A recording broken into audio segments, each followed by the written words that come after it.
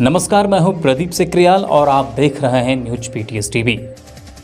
नगर पिथौरागढ़ में स्थित एक स्कूल तपोवन विद्यास्थली में प्रबंधकीय अधिकार को लेकर विवाद की चर्चाएं आजकल सुर्खियों में हैं। यह मामला इतना आगे बढ़ गया है कि अब स्कूल का अस्तित्व भी खतरे में आ गया है। आखिर ये पूरा मामला क्या है और दोनों पक्षों का इस पर क्या कहना है, बताएंगे आपको आज के इसी अंक में। लेकिन उससे पहले एक नज़र आज की सुर्खियों पर। नगर पिथौरागढ़ के एचोली में वेलियन स्कूल के निकट कल रात को 2 युवकों द्वारा वाहनों से तेल चोरने का वीडियो सीसीटीवी में कैद हो गया है। लोगों ने प्रशासन से ऐसे चोरों के खिलाफ कड़ी कार्यवाही की मांग की है। नगर में आजकल चोरी की घटना बढ़ती जा रही है।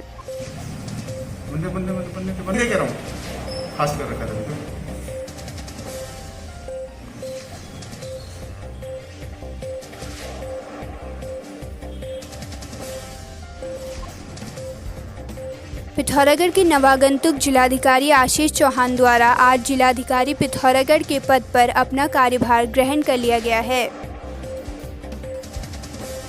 आज जिलाधिकारी आशीष चौहान द्वारा जिलाधिकारी पिथौरागढ़ का कार्यभार ग्रहण करने के उपरांत सभी जिला स्तरीय अधिकारियों के साथ बैठक कर जिले में संचालित विकास कार्यों की प्रगति की जानकारी ली गई।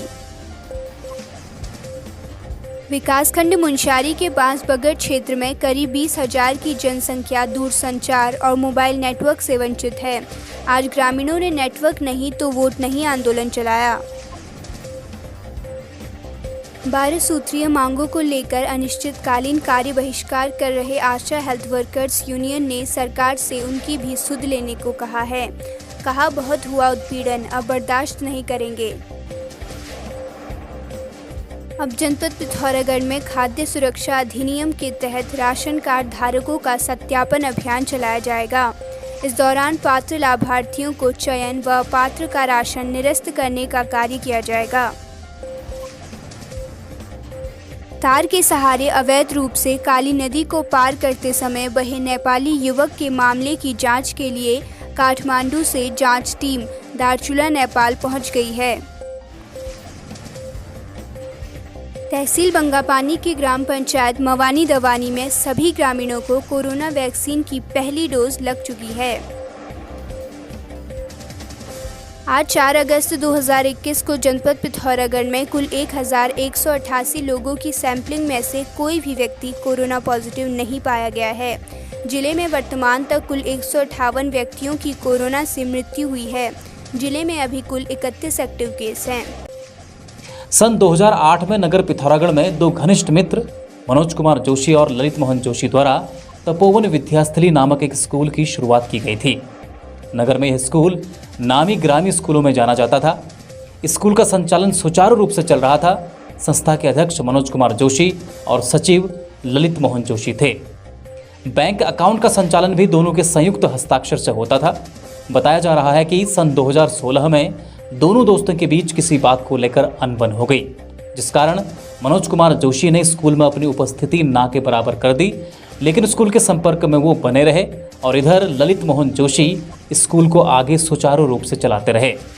इस बीच बीते 12 मई 2021 को संस्था के सचिव ललित मोहन जोशी, जो कि स्कूल के संचालन का कार्य देखते थे, उनकी कोरोना से अचानक मृत्यु हो गई और पूरे स्कूल में शोक की लहर दौड़ गई। ऐसे में अब स्कूल के प्रबंधन को लेकर असमंजस की स्थिति पैदा हो गई और विवाद यहीं से शुरू हुआ। बताया जा रहा है कि संस्था के अध्यक्ष और कागजों में स्कूल के प्रबंधक मनोज कुमार जोशी द्वारा स्वर्गीय ललित मोहन जोशी की पत्नी ललिता जोशी और उनके रिश्तेदारों के साथ स्कूल में एक बैठक की गई और उस बैठक में जो भी निर्णय लिए गए उसके बाद ही स्कूल के प्रबंधन को लेकर विवाद खड़ा हो गया। इस पर दोनों पक्षों का क्या कहना है, आइए आपको सुनाते हैं। सर, मैं ये चाह रही थी, जब से ये स्कूल संचालित हुआ, मेरे हस्बैंड ने यहाँ पर स्कूल का संचालन किया पूर्ण रूप से। स्टार्टिंग में दोनों ने उसमें पार्टनरशिप में स्कूल खोला था। उसके बाद 2013 में इनके बीच पता नहीं कुछ अनबन हो गई। उसके बाद से वो मनोज सर ने इस विद्यालय में आना बंद कर दिया।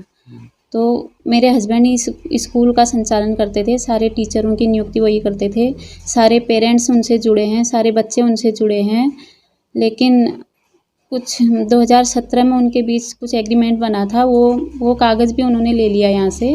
2016 के बाद तो उन्होंने बिल्कुल विद्यालय में आना बंद कर दिया था। और अभी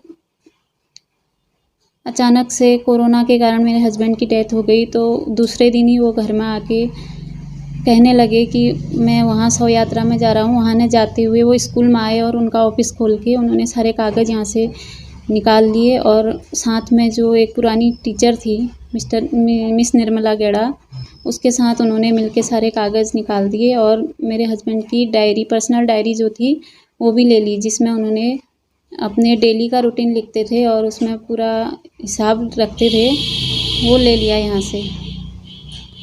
तो उसके बाद उन्होंने एक फैमिली मीटिंग रखी थी, जिसमें मेरे फैमिली के लोगों को बुलाया उन्होंने, और मुझे ऐसे डराया धमकाया कि तुम स्कूल में नहीं आओगी, अब स्कूल मेरा है, मैं इस स्कूल का प्रबंधक हूँ, और तुम अपनी बच्ची को गेट में छोड़ोगी और वहाँ से चली जाओगी। और मैं इस लड़ाई को अपने अधिकार के लिए लड़ रही हूँ, अपने पति के अधिकार के लिए लड़ रही हूँ।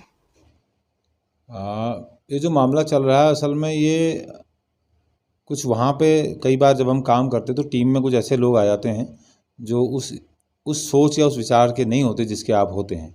तो ऐसे कुछ लोग हमारे साथ वहाँ पे इस लंबे दौर में जमा हो गए, तो जिनको कि अब ऐसा लगता है कि विद्यालय का प्रबंधक जो वहाँ पर, अब क्योंकि मेरे जो सहयोगी जो साथी थे जिनके साथ मिलकर हमने शुरू किया था, उनकी मृत्यु हो गई, तो उनकी और मेरी कार्यशैली में थोड़ा सा अंतर है। तो 2 महीने से जब मैंने स्कूल को देखना शुरू किया तो उनको थोड़ा सा छटपटाहट होने लगी कि भाई जीवन में अगर ये व्यक्ति सीधे तौर पे अगर यहाँ पे चीज़ों को देखेगा तो हमें बड़ी परेशानी हो जाएगी। तो अपनी उस परेशानी से बचने के लिए, या कहें कि अपनी नौकरियां बचाने के लिए कि कहीं हमें हटा न दिया जाए हमारे इस कार्य से, क्योंकि जो वहाँ पे अभी लोग हैं वो उस स्कूल को लगभग 150 बच्चों के आसपास उसमें थे, अभी 84 बच्चों में पहुँच चुका है। और यही अगर रफ्तार रही तो आप समझ सकते हैं कि कितने समय तक वो स्कूल और ज़िंदा रह सकता है।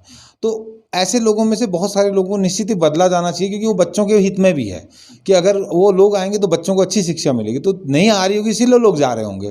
तो ये चीज़ें देखते हुए ऐसे कुछ कदम उठाने की उनको ऐसा आभास हुआ, तो उन्होंने डिफेंस में मेरे मित्र की वाइफ को लेते हुए कि मैडम अब स्कूल को चलाएंगी, क्योंकि उनका जो, ताकि उनकी नौकरियां बची रह सके, तो उनको वो अपने सामने ले आए और उनको एक कहा कि मैडम आप स्कूल चलाइए। और शुरुआत में उन्होंने मेरे प्रबंधकीय अधिकार या मेरी दायित्वों को नकारते हुए उन शिक्षकों ने ऐसा एक जाल बुना जिसमें अभिभावकों को भी भ्रमित किया गया। हालांकि वो अब क्लियर हो चुका है, ऐसे क्लियर हो चुका है कि अब वो तपोवन विद्यास्थली के अस्तित्व को, चूंकि वो उसमें कुछ हस्तक्षेप नहीं कर सकते, वो जान चुके हैं कि ये कैसे चलेगा, तो अब उन्होंने वहाँ पर एक नई संस्था गठित करने का, जो कि पूर्ण तरह से अवैधानिक है, और एक नया विद्यालय हम शुरू करेंगे जो कि इस हिसाब से अगले सत्र से पहले मान्यता जिसको नहीं मिल सकती, ठीक है, अभी वो आवेदन करेंगे अगले। तो इस बीच में अभी उन हमारे अभिभावकों से टीसी कटवाने के फॉर्म भी मांगे जा रहे हैं, और मैं पिछले 10-12 दिन से, आज लगभग 20 दिन हो गए, उस जगह पे नहीं जा पा रहा हूँ, क्योंकि वो दिन रात वहाँ पे डटे हुए हैं। और इसमें एक दिन मुझे मारने को भी आए थे, मैंने चौकीदार वहाँ पे भेजा 14 तारीख को,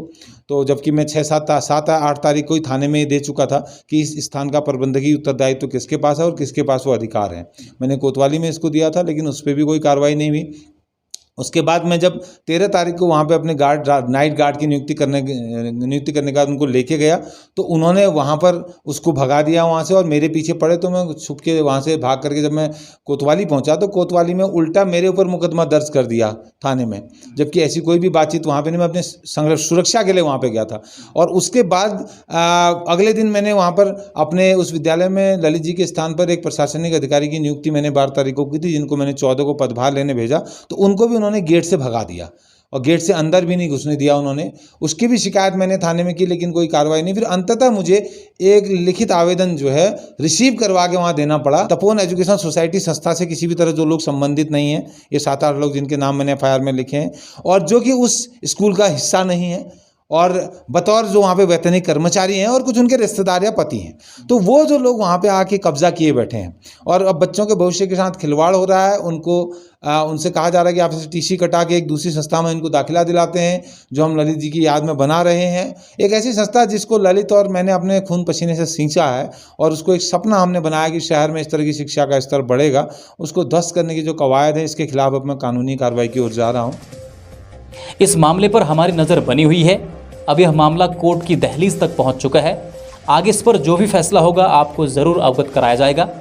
आप देखते रहिए न्यूज PTS TV, क्योंकि सच हम दिखाएंगे। नमस्कार। नगर पिथौरागढ़ के लिए खुशखबरी, अब आपके शहर में खुल चुका है एक शानदार family restaurant, Mansarovar red chilli family restaurant, निकट मल पैलेस, रोडवेज स्टेशन, पिथौरागढ़। यहाँ पर आप चाइनीज, पंजाबी इत्यादि व्यंजन के अलावा जूस, मॉकटेल्स का भी आनंद ले सकते हैं। एक बार जरूर पधारें। खबरों में बने रहने के लिए न्यूज़ PTS TV को सब्सक्राइब करें और बेल आइकन दबाएं, और साथ ही फेसबुक पर न्यूज़ PTS TV पेज को लाइक या फॉलो करें।